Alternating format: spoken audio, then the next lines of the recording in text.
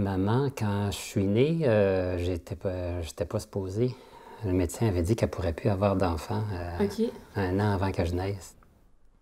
Puis un an après, je naissais, faisant mentir toutes les prédictions.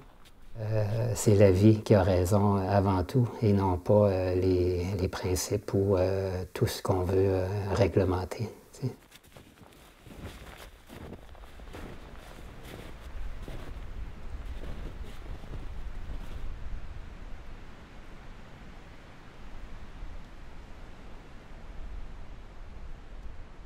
Ma jeunesse, là, c'est ça.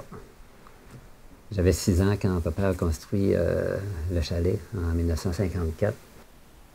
Là, on pouvait découvrir ce milieu naturel-là qui nous a appris les cycles de la nature, les oiseaux et les animaux qui viennent nous trouver. Le plus beau cadeau que papa pouvait faire à sa famille, à notre famille. Merci encore.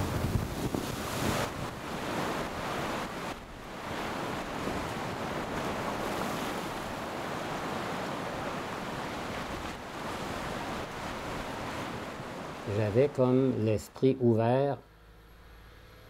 J'ai choisi le ruban blanc, qui était sciences religieuses, théologie, être prêtre ou être quelque chose dans ce genre-là. Mais aussi, théologie, c'était pas nécessairement être prêtre, ça pouvait avoir une porte ouverte aussi sur l'enseignement de la catéchèse ou des choses comme ça. Mais j'avais une curiosité d'aller éclaircir ce domaine.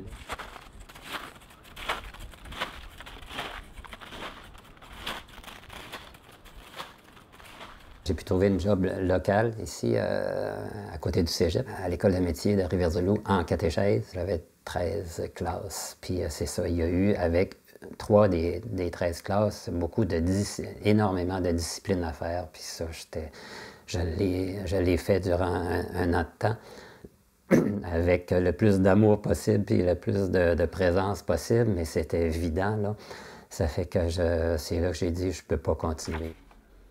J'avais utilisé beaucoup les moyens audiovisuels, puis la photo et les projections, puis tout ça dans mes cours, puis ça m'avait piqué vraiment l'envie d'en apprendre là-dessus.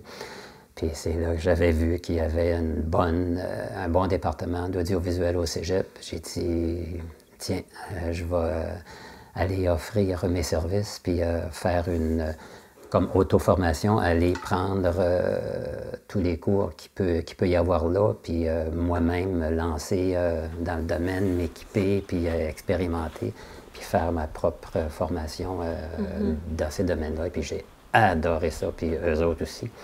Puis en moins d'un an, j'ai eu la possibilité de remplacer le technicien photo qui était parti à son compte durant l'été.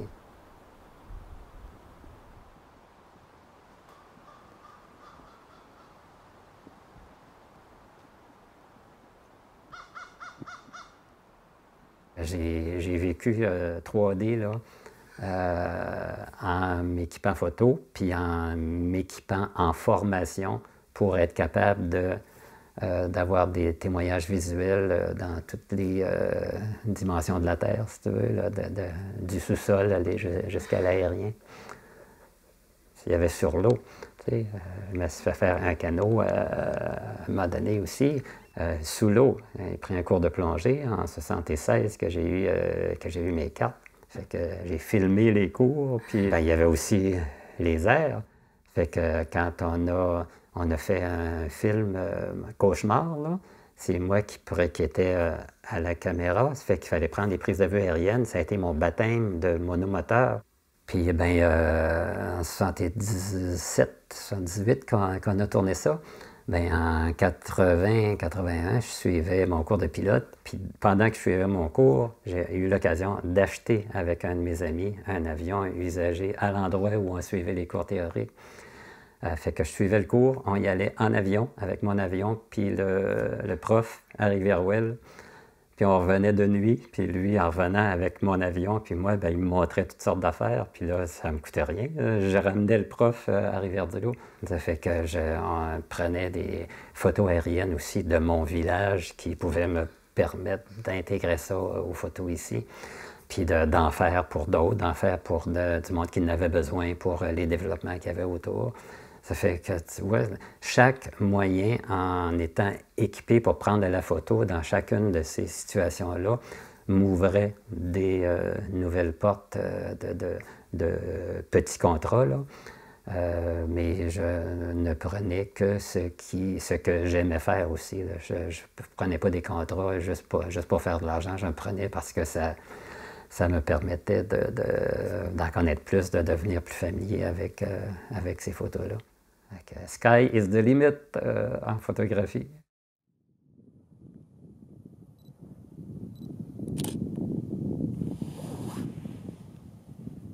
Je prenais souvent avec mon kit photo, mon fusil photo avec le gros téléobjectif, des goélands. À toute fois que j'en voyais passer ou j'en voyais se croiser. Puis il y en a une il y a un goéland qui était en communication avec l'autre qui le suivait. Il avait la bouche ouverte, puis tourné vers l'autre, puis il était comme ça. Waouh! J'ai dit, hey, c'est parfait ça, comme thème. Puis j'ai dit, maintenant, envoyez la photo pour un concours. Dans la photo, un concours, il y a toujours la simplicité. Bien, les oiseaux étaient sur un fond blanc et les goélands sont blancs ou des teintes de blanc. J'ai dit, je vais les mettre très, très légers, plus foncés que blanc, sur un fond blanc, en plein dans le tiers. J'ai dit, ça va être la simplicité même. Puis deux êtres vivants qui se parlent. J'ai dit, je vais faire ça, je vais envoyer ça. Puis là, les fêtes ont passé, puis j'avais oublié que j'avais participé à ça. Et puis, après les fêtes, je reçois une lettre des organisateurs du concours qui disait vous avez remporté le troisième prix, je pense.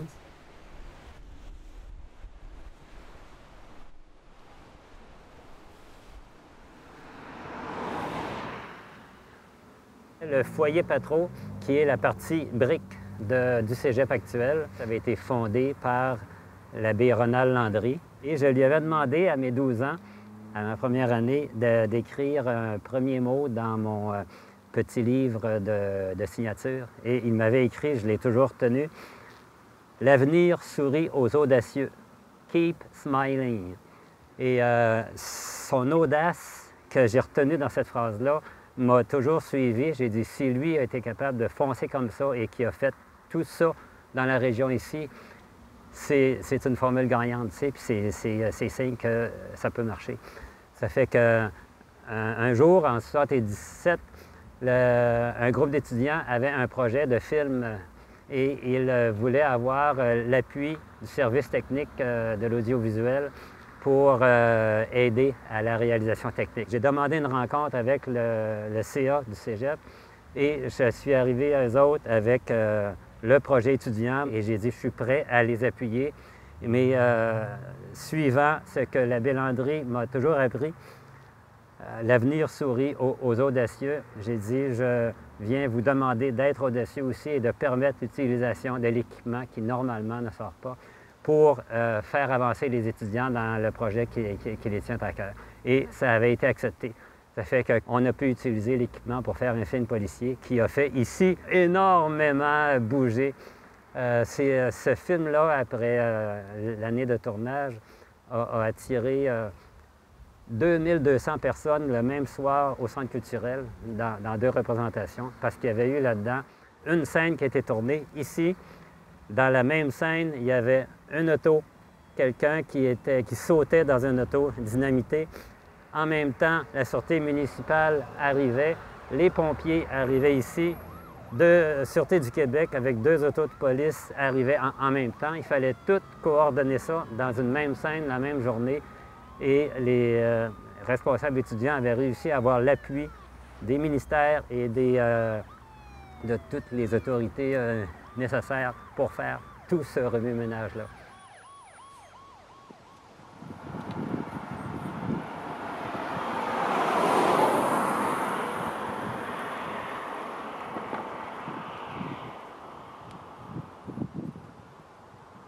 Je savais déjà que Nelligan avait passé presque tous ses étés ici, de ses 6 ans à ses 18 ans.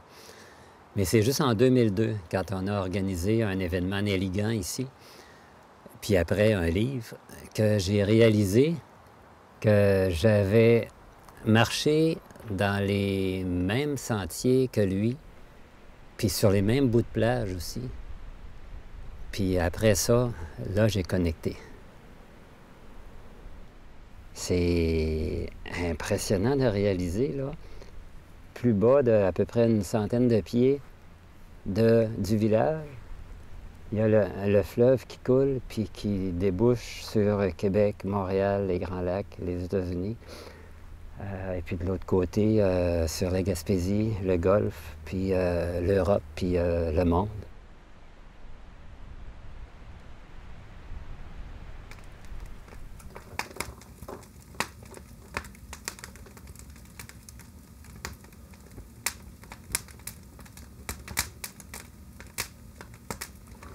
C'est que la fascination que m'amenait l'apparition de l'image dans la première chimie où l'image se révélait. Quand on découvre un sens à notre vie, ou qu'on suit une passion, ou qu'on fait confiance à la vie, puis qu'on sent qu'on est bien, c'est une révélation aussi. C'est la même alchimie, je pense, qui unit tous ces phénomènes-là. La vie est là pour nous permettre d'apprendre et de découvrir, en fin de compte, ce qu'on est, je sais pas, pour chaque personne. Merci, la vie.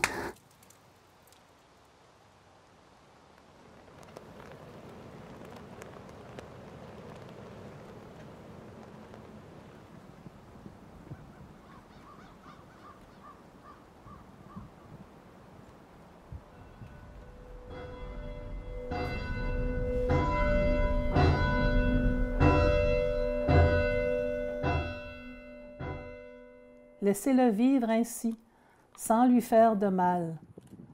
Laissez-le s'en aller, c'est un rêveur qui passe. C'est une âme angélique ouverte sur l'espace qui porte en elle un ciel de printemps auroral.